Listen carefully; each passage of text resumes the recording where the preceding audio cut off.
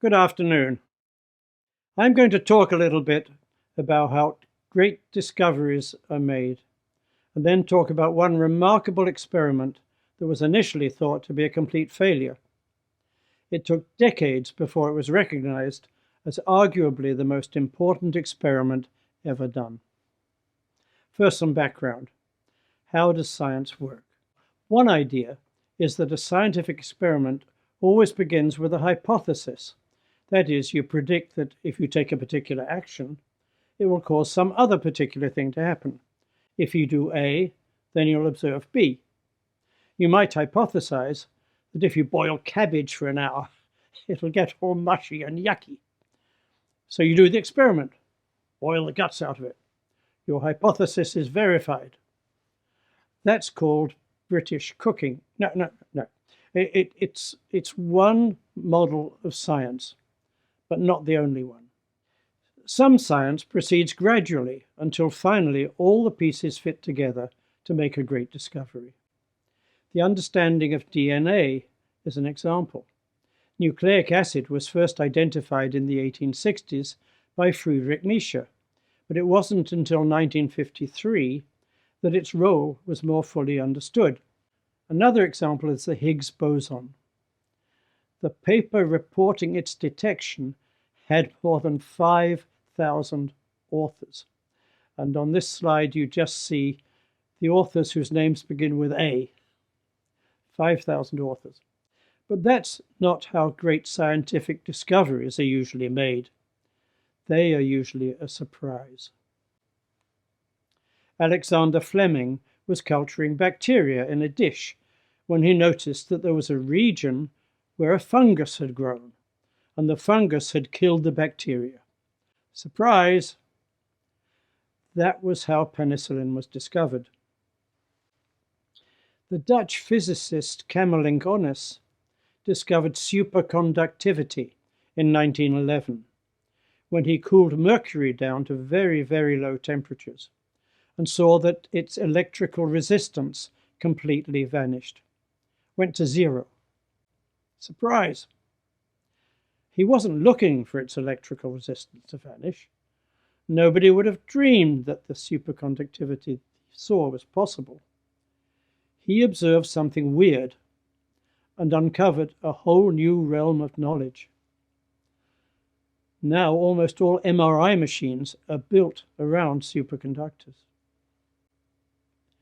But there was one very famous experiment where two physicists were looking for something that everybody believed existed. They failed totally to find and measure that something. It was a huge disappointment. For them, it was a surprise, but a bad surprise. The failure I'm talking about is the incredibly important scientific measurement known as the Michelson-Morley experiment, which was performed right here on campus in 1887. It was trying to detect something called the luminiferous ether. What was the luminiferous ether? Is it an anesthetic that glows in the dark? No. Here's the background. We're all familiar with sound waves. You can hear me because inside these loudspeakers here, there are membranes that vibrate in and out and compress the air periodically. Rapid vibration gives high frequency sound, and slow vibration gives low frequency sound. The air is the medium that carries the sound waves from me to you. If all the air were pumped out of this room, you wouldn't be able to hear me. With no air, you'd have a few other problems to worry about. But the point is, all waves are carried by stuff, right? Waves on the surface of water, sound waves in air. Waves require a medium to propagate through. So what about light? We know that light is a wave with peaks and troughs because two light waves can interfere with each other. So there must be a medium to carry those waves. What is that medium? We know that light travels through a vacuum, so it can't be air. Yet light from the stars, the sun, and the moon reaches us. So there is some stuff out there that we can't see or feel or breathe. It's ethereal, so we call it the ether. Now here's where the genius of Albert Michelson comes in. He argues that the Earth is whizzing around the sun at 67,000 miles an hour. So there must be a headwind of ether blowing in our faces. But the ether is carrying light waves. So light coming from the upwind direction will seem to be hitting us faster than light coming from the downwind direction if we're traveling in this direction. This is known as the Doppler effect. I like to call it the Eeyore effect, because if you stand by the side of an auto racing track, what you hear is Eeyore, Eeyore. Sound from an auto coming towards you, E, is at a higher frequency than from an auto receding from you, Yaw. So Michelson devised an experiment to measure the difference in the apparent speed of light following paths parallel to Earth's motion and perpendicular to Earth's motion. It required amazing precision, 1 part in 100 million. And this was in the 1880s. He'd tried it in Berlin, where he'd been studying, but outside his lab was a cobblestone road, and all the horses and carts rumbling along it made so much vibration that the apparatus just vibrated and you couldn't measure anything. It didn't work. But now fast forward to 1887. Michelson is now a physics professor at Case. In fact, they're the only physics professor. He was the physics department at Case. He tries again, but this time there's a fire in the building and his lab is destroyed. Nobody was hurt, and luckily his students rush in and rescue his apparatus. What now? Here's where Edward Morley comes in. He was professor of chemistry at Western Reserve and invites Michelson into his lab to continue the work. Now, a word or two about the personalities of these two great scientists. Quite a contrast. Michelson was a dashing, handsome young graduate of the US Naval Academy at Annapolis, and then became a dedicated scientist. For dedicated, one can understand determined, or even determined that nothing would stand in his way. He actually had 3 sources of funding for his work. One was the funds given to him for his experiments. Another was the funds given to him to fund the teaching labs. And then he had a wealthy wife who supported his research as well. But he used all these 3 sources of money pretty well solely on his experiments. Mirrors, lenses, etc.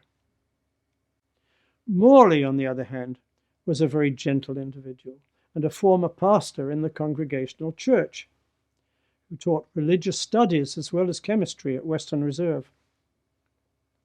So 2 men with very different personalities, but who together constituted a great scientific team. So, with his instruments set up in Morley's lab, just about where the Schmidt Auditorium is now, if you know that, Michelson tries again, but finds still too much vibration from the streetcars at University Circle. University Circle is named after the circle where the streetcars used to turn around with a lot of rumbling. Now, here's where Morley makes his major contribution. He has the brainwave of killing vibrations by putting the experiment on a 2-ton sandstone slab. So that was a huge slab, a foot thick, 5 feet square, and floating it on a bath of, wait for it, mercury. No health and safety regulations in those days. So this setup allowed them to do the measurement with high precision and determine the speed of the ether wind. And they found it.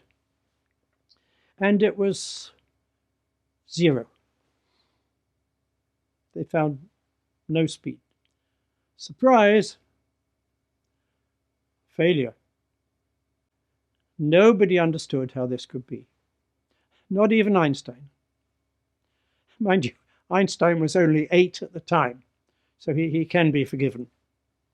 But 18 years later, in 1905, when he reached the ripe old age of 26, Einstein did figure it out in his special theory of relativity, which says that the speed of light is the same for all observers, regardless of their motion.